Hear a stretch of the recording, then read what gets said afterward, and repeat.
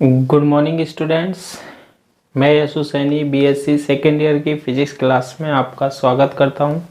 आज की क्लास में हम डिस्कस करेंगे frequency response of single stage RC couple transistor amplifier के बारे में, यानी आरसी युग्मित ट्रांजिस्टर प्रवर्धक की एकल चरण आवर्ती अनुक्रिया विश्लेषण कर रहे थे हम। ठीक है, इस टॉपिक के दो पार्ट हम प्रीवियस क्लासों में पढ़ चुके हैं। आज क्या है, इसका पार्ट थर्ड। तो अगर वो पार्ट आपने नहीं देखे हैं तो पहले उन पार्टों को देख लेना, ताकि ये टॉपिक क्या हो जाए, कंप्लीट हो जाए, क्लियर हो जाए ना। तो हम निम्न आवृत्ति यानी लो फ्रीक्वेंसी की बात कर रहे थे, और लो फ्रीक्वेंसी के लिए हमने वोल्टेज गेन, वोल्टा लाभ निकाल लिया था ना। आज हम इसी में आगे देखते हैं एक टॉपिक, क्या, निम्न अर्ध शक्ति आवृत्ति यानी लोअर हाफ पावर फ्रीक्वेंसी क्या होती है। तो देखो, इसकी एक डेफिनेशन होती है, ये कौन सी फ्रीक्वेंसी होती है, कौन सी आवृत्ति होती है, ध्यान से सुनना। वह आवृत्ति, वह फ्रीक्वेंसी जिस पर निम्न आवृत्ति यानी लोअर फ्रीक्वेंसी, जिस पर निम्न आवृत्ति यानी लोअर फ्रीक्वेंसी रेंज में, परास में, निम्न आवृत्ति परास में जो वोल्टता लाभ होता है, वोल्टेज गेन होता है, वोल्टता लाभ का मान, ठीक है, निम्न आवृत्ति परास में जो हमारे पास वोल्टेज गेन आया था, वोल्टता लाभ आया था, ठीक है, उसका मान मध्य आवृत्ति, स्टार्टिंग में फर्स्ट पार्ट में हमने मिड फ्रीक्वेंसी यानी मध्य आवृत्ति की बात करी थी, ठीक है, मध्य आवृत्ति परास यानी मिड फ्रीक्वेंसी रेंज, ठीक है, के वोल्टता लाभ के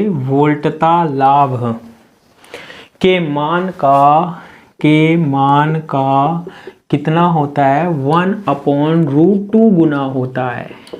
मान का कितना होता है, 1/√2 गुना होता है। उस आवृत्ति को हम क्या बोलते हैं, निम्न अर्ध शक्ति आवृत्ति कहते हैं, ठीक है, उसे क्या कहते हैं हम, निम्न अर्ध शक्ति आवृत्ति कहते हैं। तो डेफिनेशन क्लियर हो जानी चाहिए, किस किस की बात कर रहे हैं। एक तो बात कर रहे हैं मिड फ्रीक्वेंसी यानी मध्य आवृत्ति वाले की, और एक हम बात कर रहे हैं किसकी, निम्न आवृत्ति यानी कि लो फ्रीक्वेंसी वाले की। अब देखो, वह आवृत्ति जिस पर निम्न आवृत्ति परास में वोल्टता लाभ का मान, बताओ, निम्न आवृत्ति परास में वोल्टता लाभ को हमने किससे व्यक्त किया था, AVL, वोल्टता लाभ, वोल्टेज गेन लोअर फ्रीक्वेंसी, इसलिए L लगाया था, का मोड, ठीक है। मध्य आवृत्ति के परास के वोल्टता लाभ के, अच्छा, मध्य आवृत्ति परास में वोल्टता लाभ को हमने किससे डिफाइन किया था, बताओ, AV और M, मिड। इस लाभ के मान का 1/√2 से गुना कर दो। के क्या होता है, गुने के बराबर होता है, यानी 1/√2 AVM is equal to AVL होता है। उस स्थिति में जो हमारे पास आवृत्ति होती है, फ्रीक्वेंसी होती है, उसे हम बोलते हैं निम्न अर्ध शक्ति आवृत्ति कहते हैं, ठीक है। अब देखो, कल की क्लास में हम, प्रीवियस क्लास में AVL की वैल्यू डिस्कस कर चुके हैं। क्या होती है AVL की वैल्यू, AVL की वैल्यू होती है AVM अपॉन, ये देखना आप, AVL की वैल्यू √1 + 1/2 πfcc और HIE + RL होती है। ये किसकी वैल्यू हमने फाइंड आउट करी थी, 1/2 πfcc HIE + RL, और इसका भी क्या था, होल स्क्वायर, ये फाइंड आउट कर लिया था, इसका मान ज्ञात। AVL की वैल्यू ये होती है, इक्वल टू 1/, क्या, √2 और क्या, AVM का मोड, ठीक है। अब देखो, AVM से ये AVM क्या हो जाएगा, कैंसिल हो जाएगा। तो इसको हम कैसे लिख सकते हैं, देखो √2 इधर आ जाएगा, √2 इज इक्वल टू ये उधर चला जाएगा, भैया इधर उधर जा रहे हैं तो हम लेके जा रहे हैं इसलिए जा रहे हैं, 1/2πfcc और HIE+RL बन जाएगा। अब इसका स्क्वायर कर देते हैं हम, तो ये हो जाएगा √2 का स्क्वायर है या स्क्वायर 2 हो जाएगा और ये रूट हट जाएगा, 1 + 1/2πfcc HIE+RL और इसका भी क्या होल स्क्वायर बन जाएगा। ठीक है, अब इसको सोल्व करते हैं। देखो आगे ये 1 को इधर ले गए, 1 को इधर ले गए, 2 - 1 यहाँ पर क्या बनेगा, 1 ही बनेगा और यहाँ पर बचेगा ये वाली टर्म क्या, 1/2πfcc और क्या है HIE+RL, HIE+RL और इस पूरे का क्या बन रहा है हमारे पास, होल स्क्वायर। ठीक है, 1 इधर गया 1 और ये बच रहा है इधर ये। अब यहाँ से इसको स्क्वायर ले लेंगे, रूट लेंगे तो यहाँ पर कोई फर्क तो पड़ेगा नहीं, तो 1 इज इक्वल टू क्या आएगा, 1/2πfcc HIE+RL आ जाएगा। और यहाँ से हम किसकी वैल्यू निकालेंगे, f। अब जो f होगा ना, वो f जो है वो क्या कहलाता है, निम्न अर्ध शक्ति आवृत्ति कहलाता है, निम्न कहलाता है, इसलिए इसके नीचे लगा देते हैं L। जब ये कंडीशन होती है, इसमें जो आवृत्ति निकल के आएगी ना, फ्रीक्वेंसी निकल के आएगी ना, वो लोअर फ्रीक्वेंसी के लिए होगा, तो FL का मान निकाल लेंगे, क्या आएगा 1/2πcc और HIE+ क्या RL। तो ये किसकी वैल्यू आ गई हमारे पास, FL की वैल्यू आ गई। FL की वैल्यू क्या आ गई, 1/2πcc HIE+RL। ठीक है, कल हमने इक्वेशन नंबर 2 पढ़ी थी, समीकरण 2, इक्वेशन 2, और वो इक्वेशन क्या थी मैं आपको एक जल्दी से बता देता हूँ कि AVL इज इक्वल टू था AVM/1 - iota। ऐसी थी equation, AVL is equal to AVM 1 - iota 2πfcc into HIE+RL पड़ी थी। तो अब देखो इसमें हम क्या कर सकते हैं, 1/2πcc HIE+RL को FL लिख सकते हैं। तो जो वोल्टता लाभ आया था AVL और यहाँ ऊपर तो AVM है भाई, इसमें तो हम कुछ नहीं कर सकते, अपॉन 1 माइनस, तो देखो 1/2πfcc और HIE+RL, F को तो नहीं, ये 2π और ये CC/HI, इसको क्या लिखते हैं, आयोटा तो है, इसको क्या लिख सकते हैं FL और नीचे क्या बच रहा है F। ठीक है, ये ध्यान रखना, ये F से FL क्यों चेंज किया, जब ये कंडीशन लगाते हैं तो ये क्या आता है हमारे पास, FL आता है। तो इस तरीके से हम इसमें FL बना लेते हैं। ठीक है, तो ये आ गया हमारे पास, निम्न अर्ध शक्ति आवृत्ति आ गई। और अब देखो निम्न अर्ध शक्ति आवृत्ति आ गई, इसमें इसका अगर आप मोड भी लेना चाहो तो कैसे लेते हैं, परिमाण AVL का परिमाण इज इक्वल टू AVM का परिमाण अपॉन, और इसका क्या होता है, रूट लेते हैं, 1 + आयोटा स्क्वायर में जो है उसका क्या कर देते हैं, स्क्वायर कर देते हैं, यानी कि क्या FL/F का क्या स्क्वायर। ये हमारे पास क्या आ जाएगा, वोल्टता लाभ या वोल्टेज गेन फाइंड आउट हो जाएगा, ज्ञात हो जाएगा। ठीक है, तो ये किसकी बात हुई थी हमारे पास, निम्न अर्ध शक्ति आवृत्ति। अब देखो इसके बाद हम डिस्कस करते हैं, हमने RC कपल्ड एम्पलीफायर यानी RC ट्रांजिस्टर प्रवर्धक पढ़ रहे थे, और इस आरसी ट्रांजिस्टर प्रवर्धक में, आरसी कपल ट्रांजिस्टर प्रवर्धक में, आरसी युग्मित ट्रांजिस्टर प्रवर्धक में हमने स्टार्टिंग में पढ़ा था मध्य आवृत्ति परास के बारे में, फिर पढ़ा था निम्न आवृत्ति परास में। अब हम इसमें तीसरी कंडीशन पढ़ रहे हैं। क्या बड़ा टॉपिक है, थोड़ा सा टफ भी पड़ता है, लेकिन पढ़ना तो है, सिलेबस में है।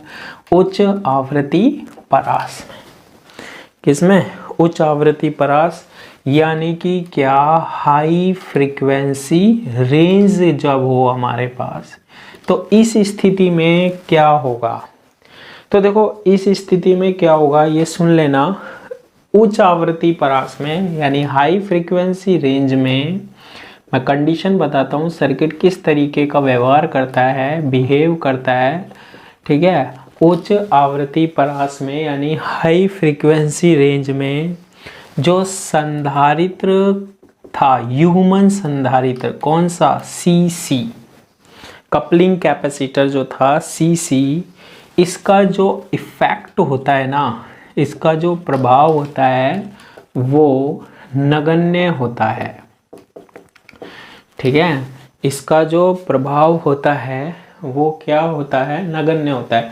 अब देखो क्वेश्चन आता है दिमाग में, कैसे होता है? x is equal to 1/2 pi F C C होता है, प्रतिबाधा यही होती है। अब c की वैल्यू, f की वैल्यू जब ज़्यादा होगी ना तो प्रतिबाधा क्या होती है? कम होती है, ठीक है।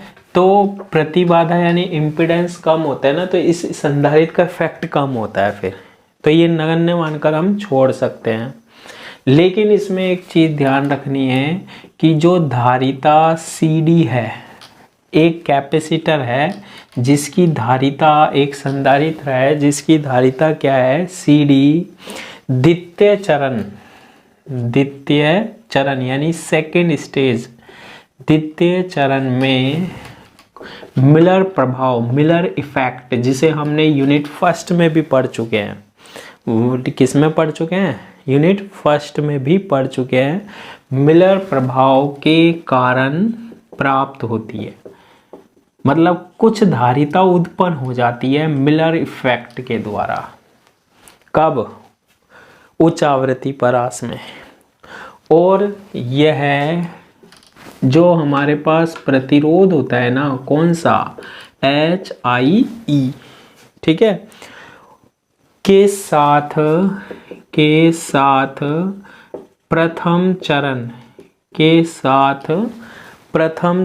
के लोड को, के साथ प्रथम चरण के लोड को पार्श्व पथित करती है। प्रथम चरण के लोड को क्या करती है? पार्श्व पतित करती है। देखो उच्च आवृत्ति परास यानी हाई फ्रीक्वेंसी रेंज की जब हम बात कर रहे हैं तो सीसी का प्रभाव जो होता है नगण्य होता है। सीडी एक धारिता मिलती है जो कि द्वितीय चरण में मिलर प्रभाव के कारण प्राप्त होती है। बस अब इसको समझना है ये कैसा होता है। देखो जब हम दो प्रवर्धक जोड़ देते हैं ना तो ये दो स्टेज होती है हमारे पास, एक तो A1 मान लो और एक A2। यहाँ से हम क्या देते हैं?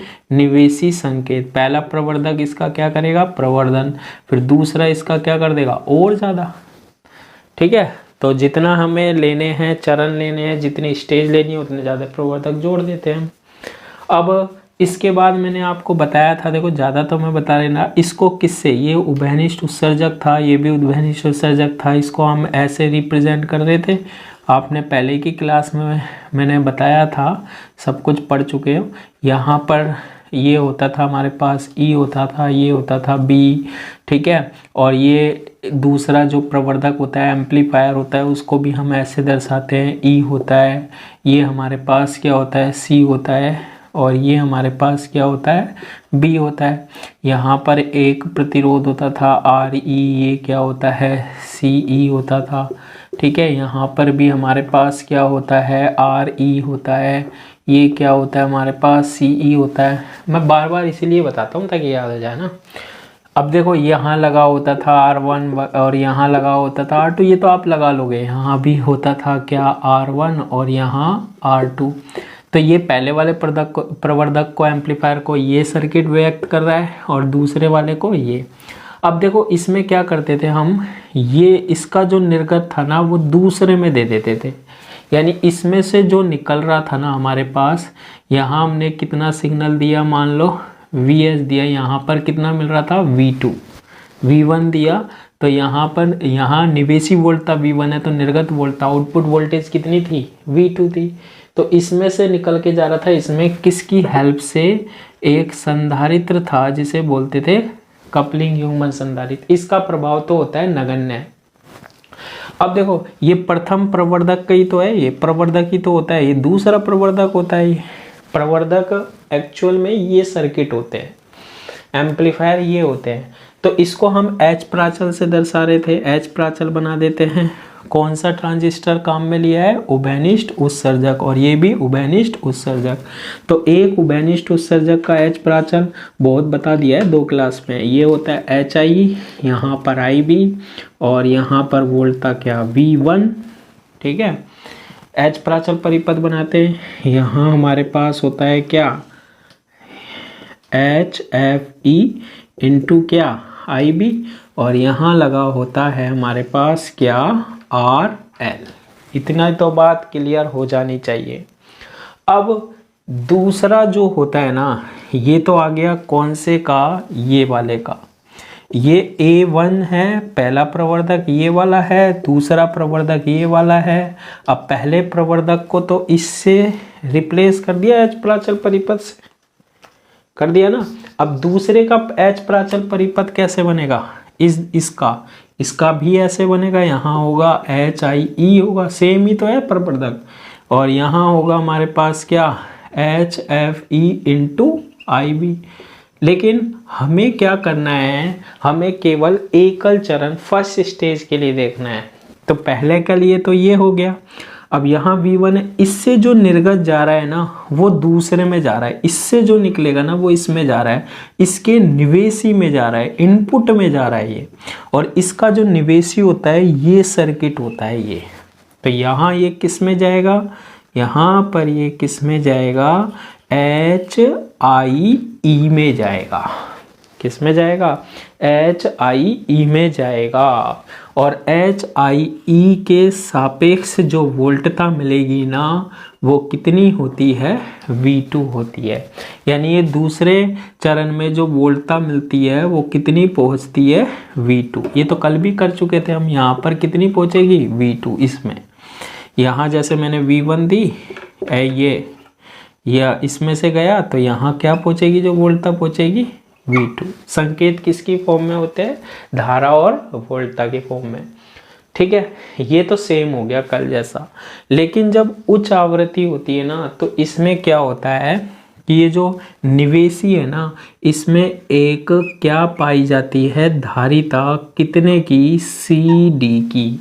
किसके कारण, मिलर प्रभाव के कारण, जो कि किसकी तरह इफेक्ट करती है, HIE के समांतर क्रम में क्या जुड़ा हुआ है, एक संधारित्र। इतनी धारिता और मिलती है हमारे पास जब हम कौन सी रेंज में देखते हैं, हाई फ्रीक्वेंसी रेंज में, यानी कि उच्च आवृत्ति परास में। थोड़ा टफ है लेकिन सरल है। देखो H प्राचल तो बना ही लिया, HIE है, पहले वाले में तो कुछ नहीं जोड़ा था, दूसरे वाले में यहाँ CC जोड़ा था, तीसरे वाले में आज जो हम पढ़ रहे हैं उसमें बस अतिरिक्त क्या पाई जाती है, धारिता CD। कौन से इफेक्ट के कारण, मिलर इफेक्ट के कारण। अब देखो इतना कर लिया, ये मान जो होता है वो कौन सा होता है, IC होता है ना। अब देखो ये जो है ना हमारे पास, ये पूरा का पूरा प्रतिबाधा है जिसे हम बोलते हैं लोड प्रतिबाधा, ठीक है। तुल्य परिपथ में लोड प्रतिबाधा, तुल्य परिपथ में लोड प्रतिबाधा, लोड इम्पीडेंस, ठीक है। इक्विवेलेंट सर्किट में लोड। अब देखो ये पैरेलल, ये पैरेलल, ये पैरेलल, तो इनका पूरे का एक लोड बना लेते हैं हम। इसका विश्लेषण कैसे करेंगे, इसका एनालिसिस कैसे करेंगे, ये और ये कैसे क्रम में हमारे पास, पैरेलल में, समांतर क्रम में। तो मैं इनका तीनों का जो पैरेलल कॉम्बिनेशन है कैसे निकालते हैं, 1/r is equal to 1/r1 plus 1/r2 plus 1/r3। तो मैं टोटल मान रहा हूँ 1/ZL is equal to R1 की जगह क्या है, 1/R1 की जगह RL प्लस 1/R2, R2 की जगह क्या है HIE plus 1/R2 plus 1/R3, R3 की जगह क्या है XC संधारित्र। और संधारित्र की जो प्रतिबाधा होती है XC is equal to impedance होता है ओमेगा CD होता है, आयोटा ओमेगा CD। XC की वैल्यू क्या होती है, आयोटा ओमेगा CD होती है। तो ये क्या बनेगा 1/ZL इज इक्वल टू 1/ क्या RL प्लस 1/ क्या HIE प्लस XC की वैल्यू रखेंगे तो ये ऊपर जाएगा आयोटा ओमेगा क्या CD बन जाएगा। ठीक है, क्या बन जाएगा, आयोटा ओमेगा CD बन जाएगा।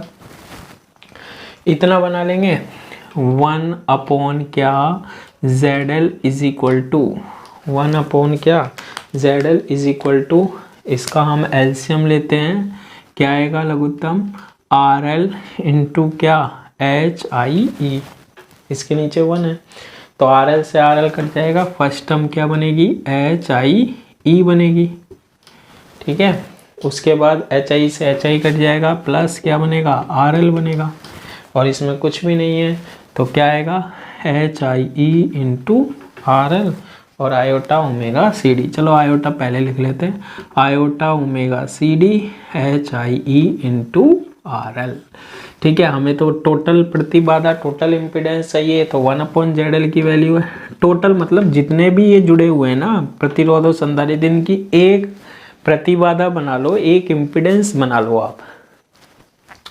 तो ZL की वैल्यू क्या आएगी RL इंटू HIE अपॉन ये बनेगा HIE plus RL plus iota omega CD HIE into क्या RL बन जाएगा। तो ये किसकी वैल्यू निकली आई, हमारे पास ZL की वैल्यू निकली आई। ठीक है, हम इसमें भी क्या निकालते हैं, वोल्टा लाभ निकालते हैं, वोल्टेज गेन निकालते हैं। तो इसके लिए हम सबसे पहले निकालेंगे निवेश वोल्टा यानी इनपुट वोल्टेज। इनपुट वोल्टेज सीधी सीधी पता आपको सरलीकृत परिपथ में मिल रही है, और यहाँ से देखो ये HI है, इसमें कितनी करंट जा रही है IB, तो ये टर्मिनली तो है ये चाहे तो आप KVL लगा लो। तो V1 की वैल्यू क्या मिलेगी, यहाँ से V1 होगा HIE इंटू IB। देखो IB करंट जा रही है, ये तो दो तार हो गए, V is equal to IR यानी HIE इंटू क्या IB हो गया। ठीक है, इसके बाद हम किसकी वैल्यू निकालते हैं, निर्गत वोल्टता, निर्गत वोल्टा आउटपुट वोल्टेज V2। अब V2 कैसे निकालोगे, V2 निकालने के लिए आपको क्या करना पड़ेगा। अब देखो ये जो सर्किट है ना, इसका मैं बनाता हूँ सर्किट, कैसे बनेगा देखो इसका सर्किट। अब ये पूरे की जगह क्या होगा, ZL होगा। देखो इसको मैं ऐसे बना सकता हूँ, यहाँ होगा हमारे पास क्या HIE, यहाँ वोल्टता कितनी है V1, यहाँ कितनी है IB, यहाँ कितना है HFE इंटू क्या IB, यहाँ करंट कितनी है IC है, और इसको तीनों का कॉम्बिनेशन हम बना चुके हैं, कितना है ZL है, और यहाँ टर्मिनल पर वोल्टता कितनी है हमारे पास प्लस माइनस क्या V2 है। ठीक है, प्लस माइनस क्या है V2 है। तो अब इसकी वैल्यू हम निकाल सकते हैं। देखो ये करंट IC ऐसे ही तो जा रही होगी, ये देखो IC, और IC किसके इक्वल होती है हमारे पास HF इंटू IB के। तो V2 इज इक्वल टू, यहाँ देखो वोल्टता जो आएगी ना वही होगी, लेकिन करंट कहाँ जा रही है ऊपर की ओर। क्या होगा V2 की वैल्यू बताओ, V2 की जो वैल्यू होगी वो कितनी होगी माइनस IC इंटू क्या ZL, क्योंकि मैंने बताया था ऊपर पॉजिटिव नीचे नेगेटिव, लेकिन करंट नीचे से ऊपर जा रही है, अपोजिट डायरेक्शन में जा रही है, जबकि हम हमेशा कहाँ लेंगे, ऊपर से नीचे लेंगे। ठीक है, इसलिए माइनस IC इंटू ZL हो जाएगा। ठीक है, और IC की वैल्यू यहाँ से क्या बन रही है, देखो V2 is equal to IC HF into IB के इक्वल ही होती है। पहले की सारी वीडियो देख लेना, हमने एक एक चीज़ डिटेल में पढ़ी है कैसे होती है ना। HF इंटू IB माइनस आई रहा है आएगा, और ZL भी आएगा, ये ZL भी लिख दिया। Minus HF into IB into क्या आ जाएगा, ZL आ जाएगा। अब हम निकाल सकते हैं क्या, उच्च आवृत्ति परास में हाई फ्रीक्वेंसी रेंज में क्या वोल्टता लाभ, यानी कि क्या AVH, क्या लिख सकते हैं, AVH क्या होगा, निर्गत की वोल्टता यानी कि V2 अपॉन निवेशी की वोल्टता यानी V1। AVH is equal to V2 की वैल्यू क्या है, minus HFE into IB into ZL upon V1 की वैल्यू क्या है, HIE इंटू क्या IB से क्या कैंसिल कर दिया, IB कैंसिल कर दिया। ठीक है, तो यहाँ भी हम क्या निकाल लेंगे, लाभ निकाल लेंगे भैया। तो AVH इज इक्वल टू क्या आएगा, minus HFE upon HIE into क्या ZL। ठीक है, अब हम किसकी वैल्यू रख देते हैं, ZL की।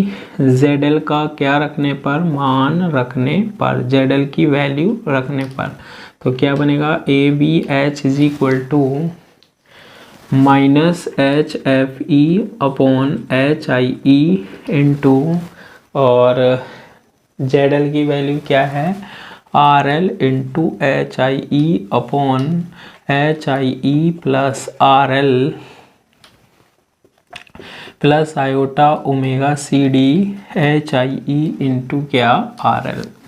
HIE से HIE क्या हो गया, कैंसिल हो गया, तो AVH is equal to minus HFE into क्या RL अपॉन, देखो ये टर्म मैं कॉमन लेता हूँ, HIE प्लस RL, तो क्या बनेगा, देखो 1 प्लस इसमें नहीं है iota omega CD HIE into RL, तो इसमें क्या लग जाएगा, डिवाइड किसका, HIE प्लस RL का।